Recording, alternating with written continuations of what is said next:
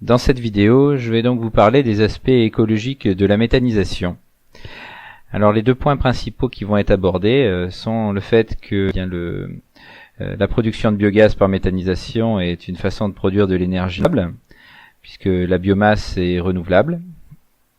Et le deuxième point, c'est que cette technologie a un très bon bilan d'émissions de gaz à effet de serre, puisque au final, cela permet d'éviter des émissions de gaz à effet de serre. De manière un peu plus marginale, il y a également l'aspect valorisation de déchets. Donc voilà, on valorise des déchets agricoles, on peut valoriser également des déchets des industries agroalimentaires. D'ailleurs, c'est pas si marginal que ça, hein. Et puis il y a les économies d'engrais que la méthanisation peut permettre de faire. Effectivement, si un agriculteur a beaucoup d'intrants extérieurs qui possède par exemple pas mal de matière azotée, ça fera de la matière azotée qui sera ensuite épandue dans ses champs, et donc des économies d'engrais azotés. Il y a également l'aspect réduction des composés organiques volatiles, les fameux COV. Dans le cas par exemple de stockage de fumier ou de lisier, les gens peuvent être incommodés par ces odeurs. Lorsque les fumiers et les lisiers passent dans le procédé de méthanisation, ils ressortent ensuite sous forme de digestat, et le digestat certes une petite odeur, mais bien moindre que les odeurs qui peuvent être dérangeantes du fumier et du lisier. Alors maintenant, on va se concentrer sur le premier des aspects que je vous ai cités, donc le fait que la méthanisation est une technique qui produit de l'énergie de manière renouvelable. Alors j'ai peur de dire des banalités, mais pour replacer le cadre, depuis déjà bien longtemps, on utilise le pétrole, le charbon, le gaz et l'uranium comme principales sources d'énergie, sauf que ces sources d'énergie s'épuisent. Alors les durées avant leur épuisement sont en fait assez variables. Ça va pas s'arrêter du jour au lendemain. C'est simplement que il est de plus en plus difficile, par exemple, d'extraire du pétrole. On est obligé de faire des puisages pas des puisages, mais des forages de plus en plus profonds, de plus en plus contraignants, et ce qui contribue d'ailleurs à une augmentation à terme inévitable du prix du pétrole. Donc toutes ces sources d'énergie vont devoir être remplacées. Outre le fait que leur utilisation pour ce qui est du pétrole, du charbon et du gaz libère du gaz carbonique dans l'atmosphère, mais de toute façon leur épuisement fait qu'on va devoir les remplacer.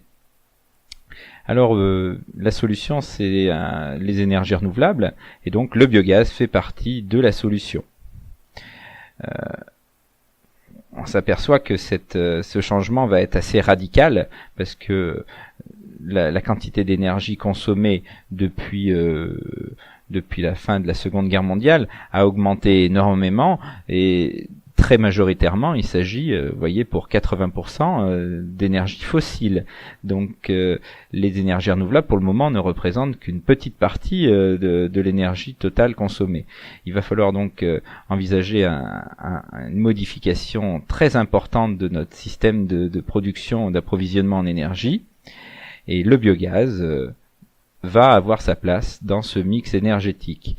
On peut voir que l'Europe développe cette technologie. La courbe bleue, c'est la production européenne de biogaz, qui, vous voyez, au fil des années, là, en abscisse, au fil des années, cette production augmente, et l'augmentation accélère d'ailleurs. C'est l'Allemagne qui est le pays avant-gardiste qui a le plus développé cette technologie. Les Anglais et les Italiens, un petit peu plus récemment également, ont développé des usines de méthanisation, et la France, par contre, reste, on va dire, en retard. Mais maintenant, il y a une volonté du gouvernement français de développer cette technique. Donc, on peut espérer rattraper notre retard. Alors pourquoi le biogaz est une technologie intéressante ? Eh bien parce que on peut choisir à quel moment on utilise le gaz, on peut le stocker et l'utiliser en différé. ce qui permet de s'insérer dans le mix énergétique des énergies renouvelables. On voit par exemple ici sur ce diagramme en gris la demande d'électricité dans un pays. Voilà. Alors généralement pas trop importante pendant la nuit, un peu plus importante pendant la journée, avec un pic lorsque les gens rentrent le soir chez eux. Cette électricité est là, parce que là ici on parle de production d'électricité, cette électricité peut être produite par exemple par du photovoltaïque. Alors les petits pics marrons que vous voyez en bas, c'est la production photovoltaïque. Ça peut également être fourni par de la production éolienne. Donc vous voyez la partie grise en bas, c'est de l'énergie produite par des éoliennes. Mais l'un comme l'autre sont intermittents. Alors le photovoltaïque, c'est seulement pendant la journée. S'il fait soleil, ça produit beaucoup. Sinon, vous voyez ici une journée avec une faible production, donc certainement nuageuse. De la même manière, le vent c'est aléatoire aussi. Vous voyez, le jeudi et le vendredi, il n'y avait pas beaucoup de vent, les autres jours un petit peu. Alors même si ces deux types d'énergie renouvelable progressent, puisqu'on les développe, il y aura toujours ce problème d'incertitude quant à la production. Le biogaz, lui, on peut avoir cette certitude d'avoir du gaz, on peut le stocker et justement l'utiliser lorsque les autres systèmes d'énergie renouvelable ne produisent pas, pour compenser et pour produire l'énergie nécessaire pour fournir ce que la population demande. Voilà, donc c'est l'une des rares énergies renouvelables récentes, parce qu'après à côté de ça il y a bien sûr l'hydraulique, mais c'est l'une des rares, on va dire, énergies renouvelables en plein développement qui permet d'avoir cette flexibilité.